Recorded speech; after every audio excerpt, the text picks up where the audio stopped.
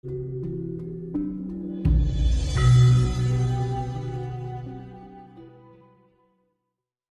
tuh kenapa sih kok hal-hal seperti itu masih menjadi sebuah kepercayaan banyak orang gitu, melihat orang hanya dari sisi cara berpakaiannya gitu, warna rambutnya dan seterusnya gitu.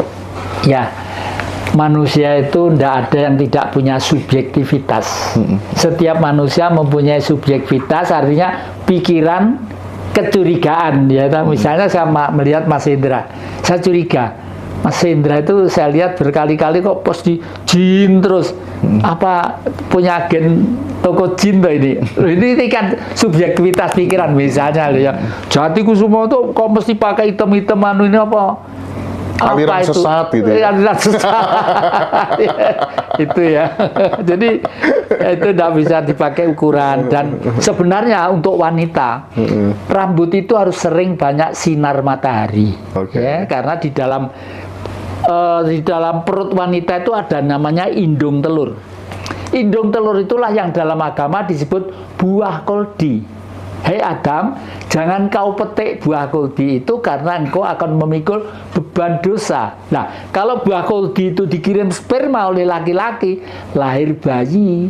Yang dimaksud beban dosa itu memelihara kesehatan, besok sekolah bagaimana, anaknya banyak, bagi warisan bagaimana. Yang dimaksud itu.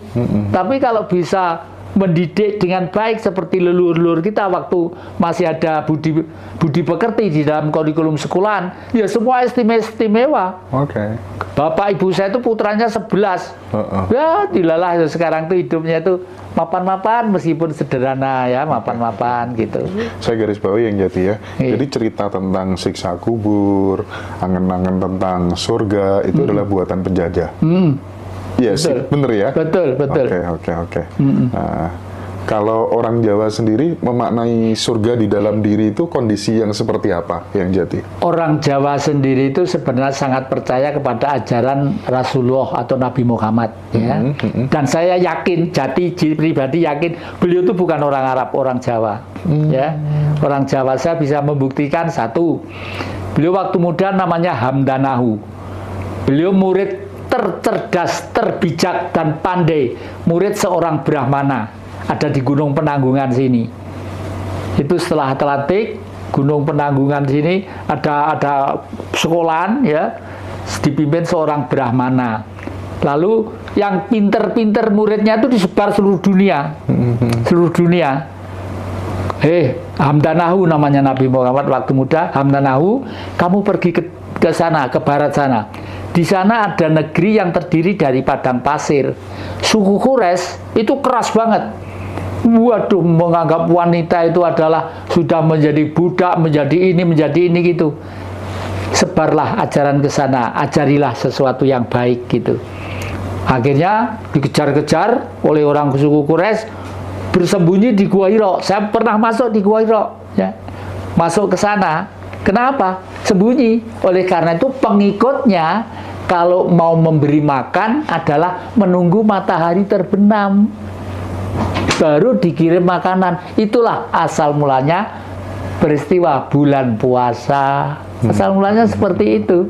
Nah, lalu yang kedua, seluruh agama itu sebenarnya berangkat dari renungan seorang suci yang sudah melepaskan diri dari pangkat, derajat, dan kekayaan, Sang Siddhartha Gautama, lalu pergi ke suatu hutan.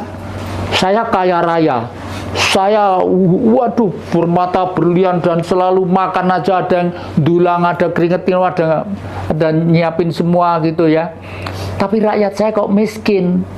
Jadi batinnya beliau sadar, barulah beliau masuk hutan, pengen sengsara, pengen menderita.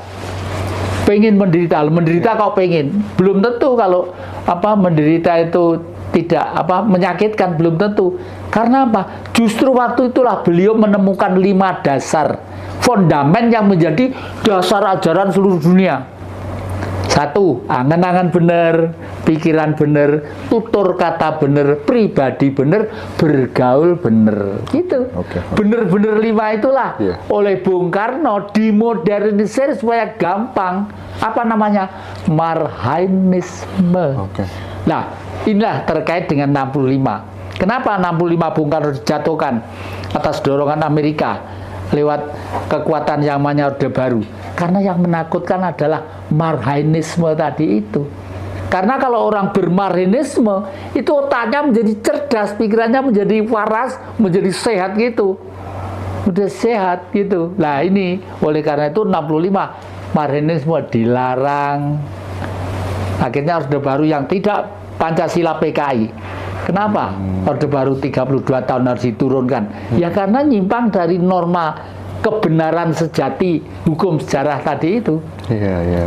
Yang Jati, kalau terkait dengan ancaman bahwa dunia akan di-shutdown dan kita disuruh menghamba pada Zionis, apakah kemungkinan itu akan terjadi dan untuk melakukan counter gitu, apakah ada opsi lain gitu, people power dan lain sebagainya gitu menurut Eyang Jati? People power sekarang itu kelihatannya kan sudah tidak penting ya, karena sekarang ini hoax itu lebih dominan daripada yang bukan hoax. Ini ini hoax itu segini, kebenaran mungkin begini jomplang. Oleh karena itu sekarang ini anak-anak muda ya seyogianya itu sering-seringlah konsultasi sarasian dengan yang sepuh-sepuh. Bagaimanapun yang muda itu tidak pernah tua, tapi yang tua kan pernah muda. Nah, konsultasi di situ sehingga disinilah nanti kalau mendirikan ormas, ya ormas yang sehat, bukan ormas yang semakin lama semakin membuat gelombangnya pergerakan politik yang bisa memecah kekuatan bangsa begitu. Sebelum kita break, satu pertanyaan terakhir. Sekali lagi saya menegaskan, apakah kemungkinan dunia akan di-shutdown dan kita disuruh menghamba kepada kemauan Zionis gitu? Nggak bisa. Kalau Zionis menang berarti Tuhan tidak ada. Orang Jawa hakul yakin Tuhan itu ada. Ya, oleh karena itu akhir-akhir ini saya di dalam diskusi kita hanya bisa mengembalikan kembali ke titik nol. Banyak yang bertanya titik nol itu apa gitu. Misalnya dalam politik di Indonesia, selama sejarah 1965 nanti tidak diluruskan, di situ nanti Indonesia masih terdiri dari himpunan-himpunan yang bermasalah. Karena sejak tahun 65 itu karakter-karakter pemegang kenegaraan ini sudah tidak berproduk pada kebenaran, berproduk pada kesalahan, semakin lama semakin ambyar, semakin ambyar. Nah, itu harus diluruskan. Kalau sudah diluruskan kembali ke titik nol, tidak akan ada orba, tidak akan ada orla, tidak akan ada ini, dan kalau mati itu tidak ditanya agama. Agamamu apa? Islam Gusti, Muhammadiyah apa NU, HTI apa FI, nggak ada itu. Agamamu apa? Agamamu apa? Nasrani Gusti, Katolik apa Kristen, apa Batak Mulia apa Jawi Wetan, nggak ada. Besok kalau mati itu yang bertanya itu ya manusia sendiri. Otak kita waktu berbentuk sukma itu masih hidup. Jangan dipikir sukma itu suci, belum, karena masih terdiri dari material, hanya saja berbentuk mampat atau sifat atau benda yang tidak terlihat, namanya sukma. Dan hukum alam itu kontinya dialektikanya tepat banget. Orang Jawa punya kepercayaan kalau orang itu baik saja, seperti dulur-dulur saya ngaji Roso itu baik saja kesana kemari hanya ngorek pada orang sepuh-sepuh untuk menyebarkan piwulang-piwulang, baik saja 9 kali masih baik saja, tubuhnya tidak berani untuk berbuat ke masyarakat secara umum, itu yang ke-9, ke-10 itu menjadi binatang berkaki 4. Dunia itu ya situ aja isinya. Kalau sudah menjadi harimau, harimau itu makan kijang, makan kambing, tidak dosa karena hukumnya sudah begitu. Nah, oleh karena itu dalam gelombang kehidupan itu ada inkarnasi, ada reinkarnasi. Nah, kalau Mas adik-adik ini yang dipimpin Mas Indra ini Kira-kira dulu pernah saya lihat kalau tidak salah reinkarnasinya hidup sekitar 700 tahun yang lalu atau bagaimana gitu. Pernah hidup di zaman itu gitu loh. Oke. Sehingga sekarang zaman sudah modern, memakai kamera, memakai digitalisasi, pakai ini selalu mencari titik-titik sumber-sumber kebenaran yang sejati. Gitu. Nah, jadi ini sebenarnya sama pemerintah apa nggak dikonsolidasikan dulu ke seluruh pengurus ormas terkait dengan tambang tadi? Saya kembali ke soal tambang tadi yang jadi karena banyak loh guyonan teman-teman itu yang nambang ulama gitu dan lain sebagainya, itu kan banyak yang seperti itu sebagai bentuk protesnya atau apa. Menurut yang Jati itu ada apa tuh namanya bagian dari imbal balik jasa politik nggak sih, kepentingan politik nggak sih? Iya, itu kepentingan politik. Kepentingan politik biasanya kalau partai itu yang bergerak kan ormasnya. Oh iya sih, benar. Yang bergerak, ya toh. Kalau partainya orangnya tua-tua, yang bergerak pasti ormasnya. Ormasnya yang bergerak lah. Ormas itu supaya tidak bergerak, pimpinannya diiming-imingi tambang itu satu supaya intern nanti bertengkar terus jauh-jauh, nanti bu saya ketua umumnya ini, ketua umum partai apa ormas A ini saya, ormas B itu saya, pasti itu apapun agamanya, apapun motifnya pasti itu. Nah ini sudah merupakan motivasi politik untuk menghibur, untuk menanggulangi gejala-gejala yang tadi itu. Oke. Selanjutnya akan disampaikan oleh Mas Dodi. Saya persilahkan untuk melanjutkan pertanyaannya kepada Yang Jati Kusumo. Yes, monggo.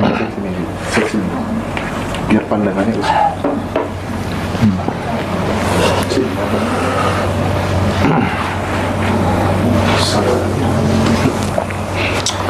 Oke, Yang, ini saya dapat mandat untuk nerusin wawancaranya. Kemarin tempo hari, beberapa hari itu ada berita di televisi bahwa ada seorang ayah dan anak penyandang disabilitas itu di daerah Jepara. Itu tinggalnya di dalam gua, penuh dengan kekurangan, hampir makan aja untuk 1 hari saja susah. Kalau merujuk pada Undang-Undang Dasar 45 ya, pasal kalau tidak salah itu 34 ayat 1 itu bunyikan fakir miskin dan anak terlantar itu kan dibiayai, dipelihara oleh negara. Saya ingin menggali pendapatnya Ayang terkait dengan kejadian ini. Kayak apa realitnya dengan Undang-Undang Dasar? Saya melihat viral itu, melihat viral itu nangis juga, Mas. Nangis gitu, nggak kuat saya karena nggak pantas lah Indonesia itu rakyatnya seperti itu, nggak pantas.